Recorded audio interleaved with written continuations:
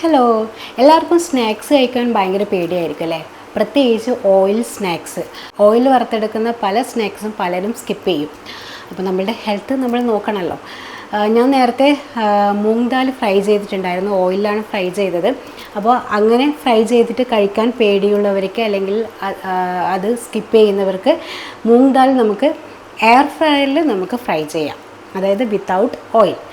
അപ്പോൾ അങ്ങനെയാകുമ്പോൾ നമുക്ക് അത് നമ്മളുടെ പ്രോട്ടീൻ റിച്ചുമാണ്, നമുക്ക് ധൈര്യമായിട്ട് കഴിക്കുകയും ചെയ്യാം. കുട്ടികൾക്ക് നമുക്ക് കൊടുക്കാം. മൂങ് ദാൽ എല്ലാ കുട്ടികൾക്കും ഭയങ്കര ഇഷ്ടപ്പെടുന്ന ഒരു സ്നാക്കാണ് അല്ലേ? കുറച്ച് സോൾട്ടൊക്കെ ഉണ്ടാകുമ്പോൾ കുട്ടിക്ക് ഭയങ്കര ഇങ്ങനെ പെറുക്കി പെറുക്കി കഴിക്കാൻ ഭയങ്കര ഇഷ്ടമായിരിക്കും. നല്ല പ്രോട്ടീനുമാണ്.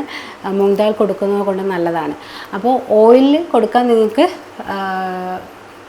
താല്പര്യമില്ലെങ്കിൽ നമുക്കിങ്ങനെ എയർ ഫ്രയറിൽ നമുക്ക് ഓയിലില്ലാതെ നമുക്ക് ഫ്രൈ ചെയ്തെടുക്കാം. അപ്പോൾ ഞാൻ ഓൾറെഡി മൂങ് ദാൽ ഫ്രൈ ചെയ്തത്, ഓയിൽ ഫ്രൈ ചെയ്തത് ഞാൻ ചാനലിൽ അപ്ലോഡ് ചെയ്തിട്ടുണ്ട്. നിങ്ങൾക്ക് വേണമെങ്കിൽ അത് ചെക്ക് ചെയ്ത് നോക്കാം. അപ്പോൾ ഞാൻ അതെങ്ങനെയാണ് ആദ്യം പ്രോസസ്സ്, അത് കഴുകി നമ്മൾ കുതിർത്ത് വെച്ചിട്ട് കഴുകി നമ്മൾ ഇങ്ങനെ തോർത്തിലൊക്കെ വിരിച്ചിട്ട് അതിൻ്റെ വെള്ളമൊക്കെ ഉണങ്ങിയതിന് ശേഷമാണ് നമ്മൾ ഫ്രൈ ചെയ്തത്. അപ്പോൾ അതുപോലെ ഞാനിതിങ്ങനെ എല്ലാം ചെയ്ത് വെച്ചതാണ്. ഇനി ഇത് നമുക്ക് എയർ ഫ്രയറിൽ കൂടി ഒന്ന് ഫ്രൈ ചെയ്ത് നോക്കാം.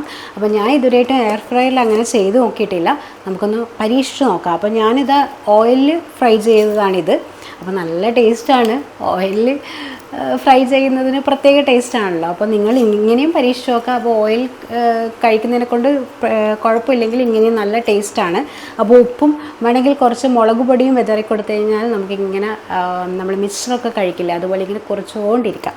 അപ്പം ഞാൻ ഇത് മുളക് പൊടിയൊന്നും ആക്കിയിട്ടില്ല, അല്ലാതെയാണ് ഫ്രൈ ചെയ്തത്, ഉപ്പ് ആക്കിയിട്ട്. അപ്പോൾ ഇനി നമുക്ക് എയർ ഫ്രയറിൽ കൂടി ഒന്ന് ഫ്രൈ ചെയ്ത് നോക്കാം. അപ്പോൾ എൻ്റെ ചാനൽ സബ്സ്ക്രൈബ് ചെയ്തിട്ടില്ലെങ്കിൽ ഒന്ന് സബ്സ്ക്രൈബ് ചെയ്തേക്കണേ.